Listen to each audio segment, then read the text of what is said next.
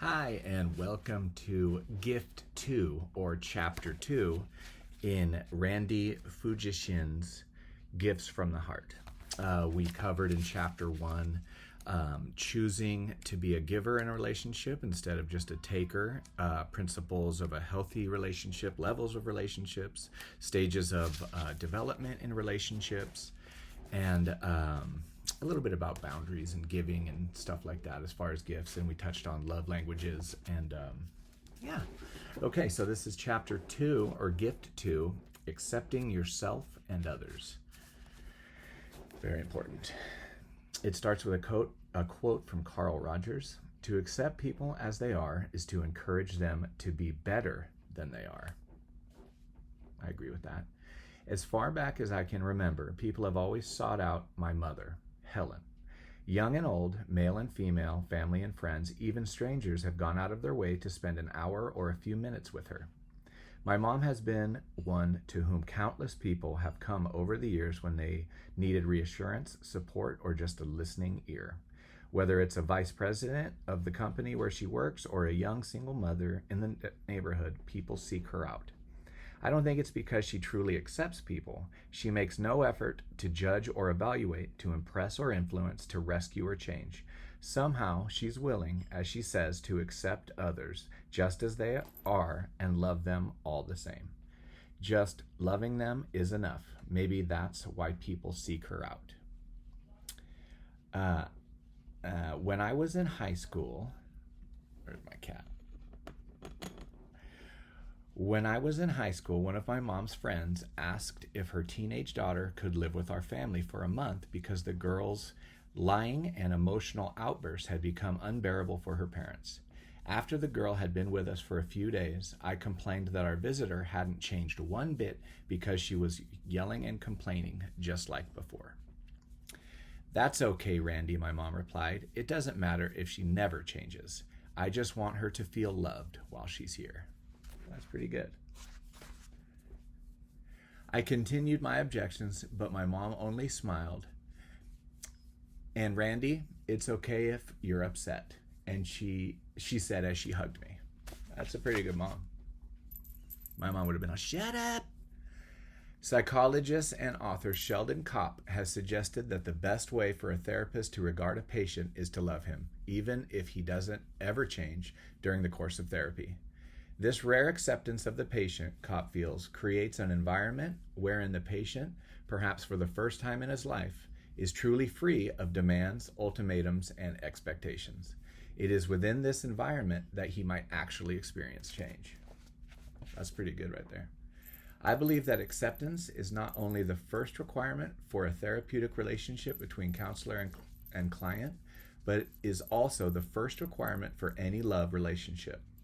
To establish the foundation of a healthy relationship, we must be willing to give the gift of acceptance. That's good. Let's define acceptance as receiving what is. This might sound somewhat strange, to receive what is, but you do it all the time. For example, when you watch a beautiful sunset, you are receiving what is. You are accepting the sunset just the way it presents itself to you. There is no judging, fixing, changing, controlling, adjusting, teaching, redirecting, rejecting, blaming, insulting, criticizing, helping, or manipulating the sunset. Yeah, that's right. You don't yell out for more red and less purple. You don't blame it for the cooling temperature of the air. And surely you don't try to stop the sun from setting. There's just an, how beautiful. You just receive what is. That's a good way of explaining it, I think. Much of your enjoyment of nature, music, literature, theater, and art is just receiving and enjoying what is.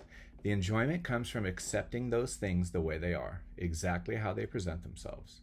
Yet when it comes to people, especially those we love, it is often another matter. Rather than simply accept them, receive them just the way they are, we often judge, fix, blame, control, help, criticize, or manipulate them. There are many reasons why we might have difficulty accepting those we love. One reason is that we were not accepted in our family of origin, our primary parental and sibling group during the first 18 years of life.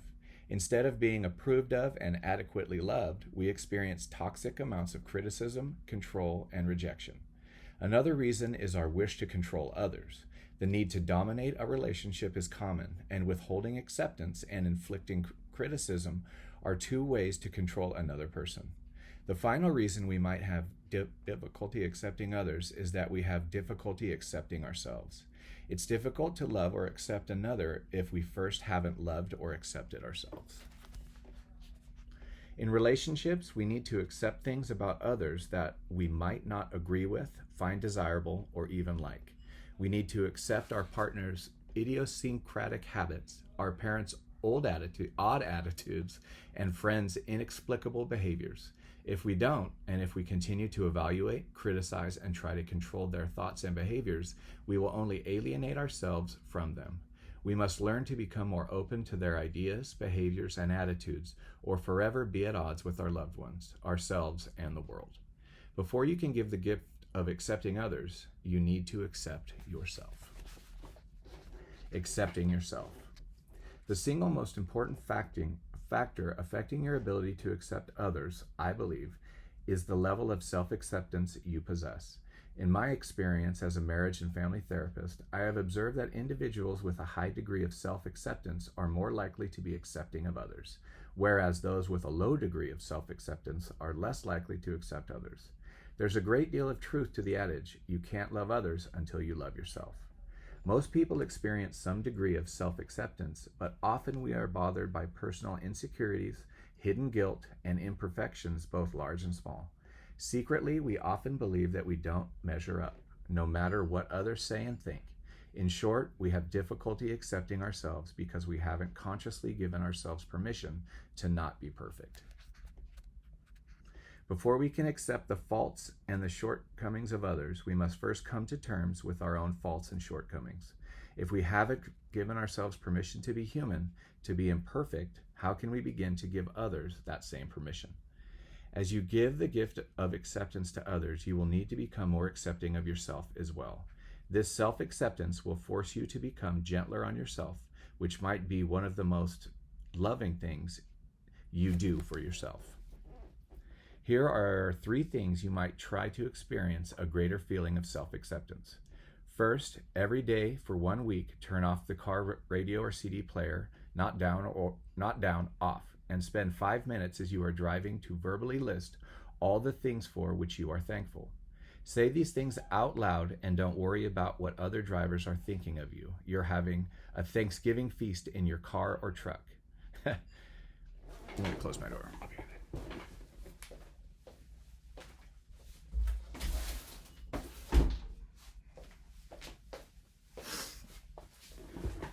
So you are having a Thanksgiving feast in your car or truck, meaning listing the things you are thankful for with the CD or stereo or phone off.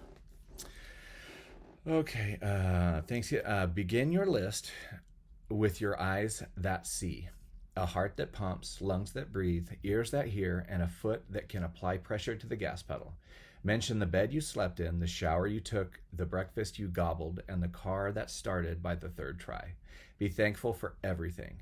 Mention your family and friends by name, your physical health, your emotional well-being, your job, the classes you're taking, and the fact that the sun is shining or that the rain is falling. Be thankful for everything you can think of for those 300 seconds as you drive without the radio or CD blaring.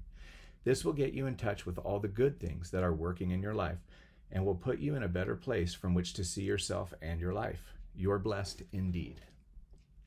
Second, realize that you live in a world of limits. Nothing lasts forever. We all will eventually gain weight, lose our hair, and have difficulty getting around if we live long enough. No one can do it all. No one can have it all. Some things you will do well. Other things you won't do well. In fact, you might fail miserably at some things.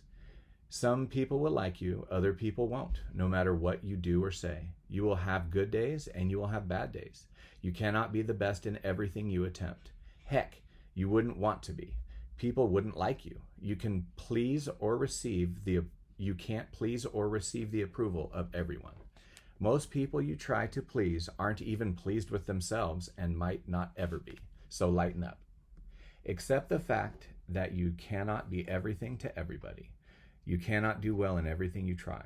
In short, you are an imperfect human being who has limited time on this earth to live and love. So be gentle on yourself. That's very true. Finally, forget yourself. Forget yourself. Most people think in terms of how communication affects them personally. They ask, is that right or wrong from my point of view? How does that affect me? What will others think of me? What do I think? What do I feel? And what should I say or do? The focus of these questions is on them. Is this necessarily bad? No. We need to evaluate the communication of others and explore our responses to the words and behaviors of others. But it is unhealthy to overemphasize a self-centered stance to all communication, especially when you remember that we are all imperfect human beings with a limited time to live and love. When we always ask self-centered questions, we tend to see more negative than positive, more wrong than right. This affects how we see and feel about ourselves. Instead, we need to disengage from ourselves and focus more on others. Shift the spotlight from ourselves to others. When we replace our self-centeredness with other-centeredness, our inner questions change correspondingly. Instead of asking how everything affects us, we ask questions such as, how does that affect him? How does this make her feel? What does he think? What does this say about her? How does he see the situation? And who is this person? By shifting our focus of attention to others, we tend to forget about ourselves. In this forgetting is freedom from our usual preoccupation with ourselves. James McNaughton said, maturity begins to grow when you sense your concern for others outweighs your concern for yourself. Other-centeredness. I love that. Nonverbal signs of acceptance of others. Giving the gift of acceptance is needed to establish and maintain a healthy relationship. Without some degree of acceptance, a relationship cannot even begin. Can you imagine what it would be like to initiate a conversation with someone who frowns and looks away every time you try to speak? Can you imagine what it would be like to talk and have that person respond with labored sighs of disgust and disapproval? This wouldn't be an enjoyable experience. Who needs this? The way you communicate non-verbally sets the tone of acceptance of rejection long before you speak, or rejection long before you speak. Your physical presence, non-interference, posture and gestures, eye contact, facial expressions, nodding, and tone of voice are examples of nonverbal communication. All communication that is not spoken or written. Physical presence. The most obvious way that you can non-verbally communicate your acceptance of another person is by showing up, whether at a restaurant to meet an aunt or at the library for a friend's poetry reading. Your mere presence communicates your acceptance. Your absence is also a powerful nonverbal message. If you really accept a person, you will honor your promise to be with them. That's good. Non-interference. Your acceptance of another person's behavior can be communicated by your doing nothing, your non-interference in his activity or behavior. Simply letting a loved one engage in a specific activity or follow a course of action without interference can be a sign of acceptance. To give up time with your girlfriend so that she can engage in a hobby she enjoys, or to smile as your dad leaves for his first date after his divorce, is a powerful way to communicate acceptance. Posture and gestures. How you stand and sit can communicate acceptance or rejection. Facing away from someone or speaking over your shoulder can communicate rejection. Facing the person directly can communicate acceptance. A slouched, withdrawn posture can communicate negative messages, whereas an erect posture, or one where you lean toward the person, can communicate positive messages. Your arms and hands can also convey acceptance. Keep them open when speaking instead of crossing your arms or balling your hands into fists when being addressed. Be aware of what your body and gestures are communicating. Yeah, if you were talking to somebody with balled up fists, that does not communicate acceptance. Eye contact. Eye contact can communicate acceptance in this culture. To refuse to look at someone can be interpreted as a sign of rejection. Your eye contact can be a sign of acknowledgement and acceptance, especially when accompanied by a smile. When someone is speaking to you, use eye contact to demonstrate your interest and involvement. Don't look away or close your eyes and fall asleep. Remember to maintain eye contact when communicating with others. That'd be funny if someone's talking and you just close your eyes. Facial expressions. Your face says a lot about you. The old African warning, watch the face, not the words, is supported by recent studies in credibility. When confronted with positive verbal messages and negative facial expressions, respondents assigned more credence to the facial expressions when asked to interpret them. If you are trying to communicate acceptance, remember to show appropriate facial expressions such as a smile. Your facial expressions are vitally important to your communication of acceptance. Nodding. This isn't nodding off to sleep nodding. This is acknowledgement nodding. The occasional nodding of your head is an encouraging nonverbal message that shows you are paying attention and acknowledging the words of the speaker. Don't overdo this nodding behavior, but use it to say, I hear you, and what you're saying is important. Tone of voice. It's not what you say that's important, but rather how you say it. The statement, I love you, can mean a variety of things depending on whether the words are spoken in a sarcastic, sincere, uncertain, or dominating tone of voice. To communicate acceptance, your voice should be pleasant, sincere, and gentle. Keep in mind that your tone of voice communicates the spirit of your heart. I like that. Keep in mind that the tone of your voice communicates the spirit of your heart. That's good. Verbal signs of accepting others. In addition to the nonverbal signs of acceptance, there are a number of verbal ways to communicate your acknowledgement and acceptance of others. These verbal signs of acceptance are silence, non-evaluative listening, verbal responses of acceptance, and invitations to share. Silence. Two people cannot speak at the same time and expect communication to occur. By definition, communication is the sending and receiving of messages. Whenever someone speaks, someone else needs to listen for communication to occur. I believe most of us would rather speak than listen. So not interrupting is a sign of acceptance. Your willingness to remain silent when another person is talking is a sign of love. That's good. To permit the other person to share, explore, and grow in your presence is to love the other. That's awesome. This is a huge part right here. Non-evaluative listening. Non-evaluative listening. This is important. Non-evaluative listening reflects your decision to be quiet and to listen to what the other person is saying without interrupting with an evaluation or judgment. Many people can remain silent for 10 or 15 seconds, but not for much longer. No way, you're wrong. That's a terrible thing to say. You're absolutely correct. And what a wonderful idea are examples of negative and positive evaluations that punctuate even the best conversations only after a few seconds.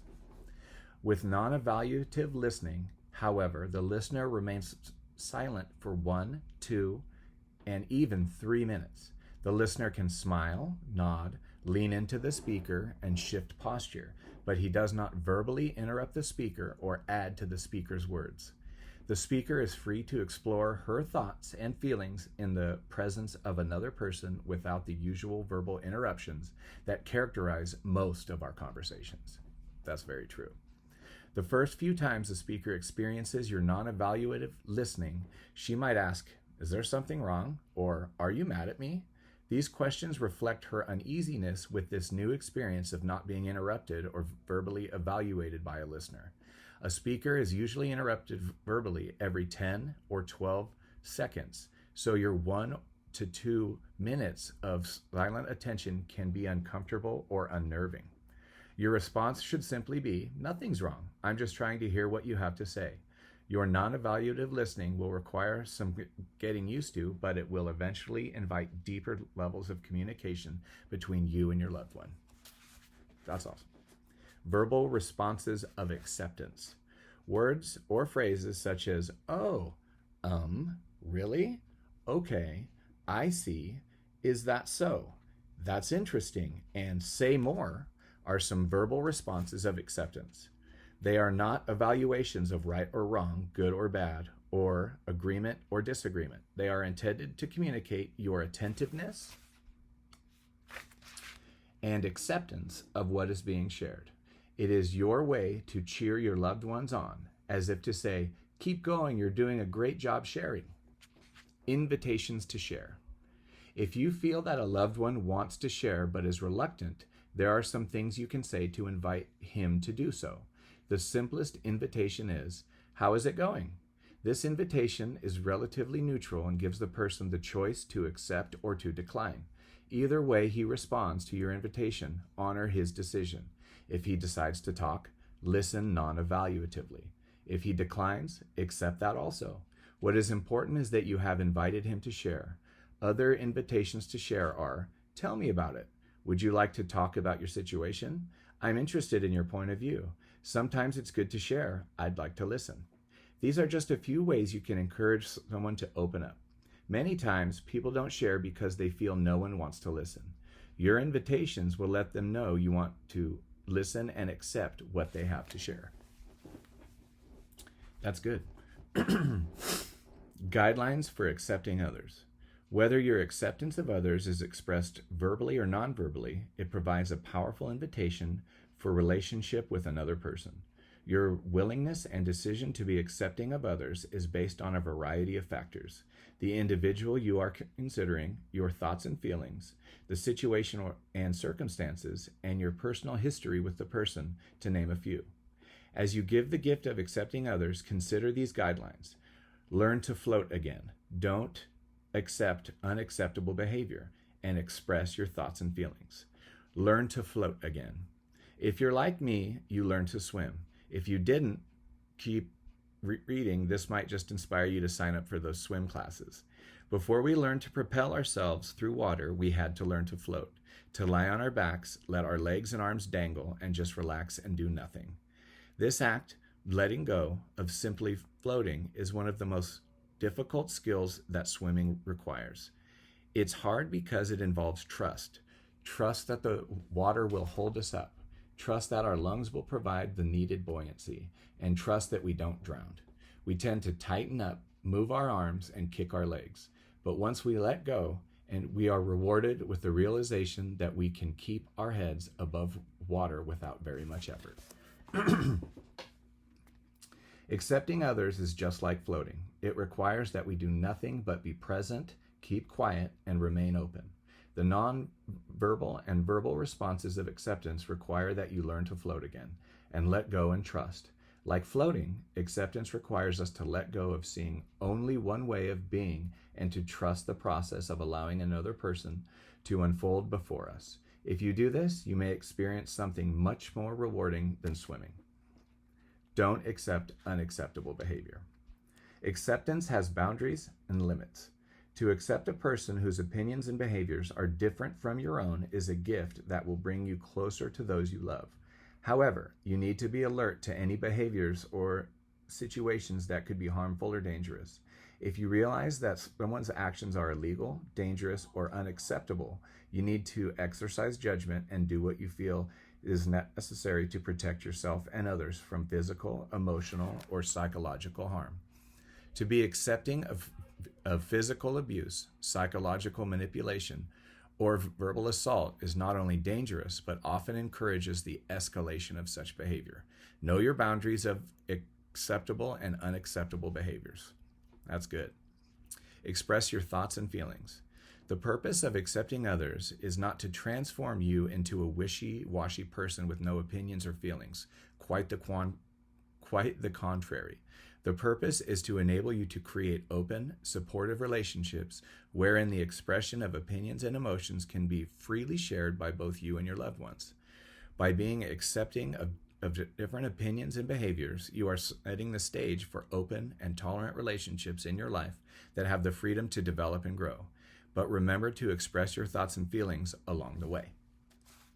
Acceptance is the basis of all relationships, whether your relationships with a romantic partner, a family member, or a friend, acceptance provides the foundation on which individuals in the relationship are free to experience one another more openly. Your decision to give the gift of acceptance to yourself and others will dramatically change all your relationships. And that's the end of that chapter. And so the activities for the end of chapter 2, or gift 2, is the first one's personal exploration. It's called the finger follow exercise. And it says, this exploration will teach your body, not your mind, how to follow or accept other people. You'll need another person to complete this exercise. You and your partner sit comfortably in chairs facing each other, close enough so your knees can touch. Your partner raises the index finger of her right hand to about eye level and points in your direction. You raise the index finger of your left hand so it is within 1 or 2 inches of her finger. Pretend a sheet of glass extends from the floor to above your heads, separating you from your partner. For 2 minutes, your partner moves her finger in the 2-dimensional space that separates you. The object is to follow your partner's finger with yours. No matter where your partner moves her finger, you follow it as best you can. Your partner is not to move her finger so quickly that it is impossible for you to follow. Neither of you is allowed to talk for the 2 minutes. Just see what it is like to accept what is and follow her finger. After the 2 minutes is over, switch roles and repeat the process. Discuss your responses to this exercise with your partner. What was it like to accept the movements of the leader's finger? What implications does this exercise have to your listening? And then exercise 2.2 is practice giving, accepting a loved one. Select one person with whom you are in a relationship. Identify one minor belief, behavior, or habit this individual has that you have difficulty accepting, nothing major or extreme. Your gift to this person is to demonstrate acceptance of this belief, behavior, or habit during the next week. Identify 2 specific verbal or nonverbal ways you will give this gift of acceptance. What was this experience like for you? What did you learn about giving acceptance? And then practice 2.3 is accepting yourself.